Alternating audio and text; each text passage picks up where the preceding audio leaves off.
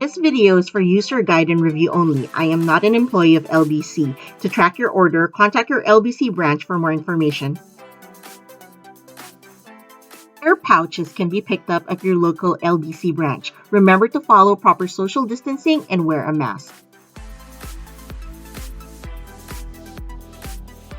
The LBC Air Pouch is 15 by 12 inches. It is $10 for 1 pound minimum. Every extra pound will be charged a $5 fee. Delivery time is between 8 to 10 days and is subject to change. If your items do not fit the pouch, you can buy an air box from any LBC branch like this 12 by 6 by 6 inch $19 box. Here are other airbox size options at different price points. You can also send electronics like laptops, iPhones, and tablets, but you need to pay a separate tax fee. Tax fee varies by electronics and model and is charged per item.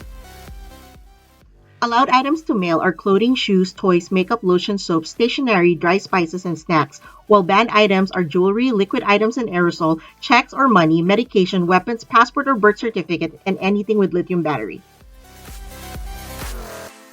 I paid about $15 for my shipment. The package was about 2 pounds and it was 1 pound over, so I had to pay the extra $5 fee.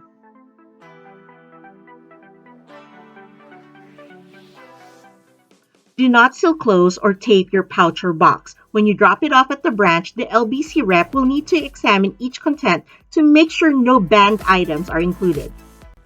After drop-off, inspection, and payment, you will be issued a tracking number for your package. You can easily track your shipment status at the LBC Express website. A quick summary of the delivery timeline: it was dropped off at the LBC branch on September 5th.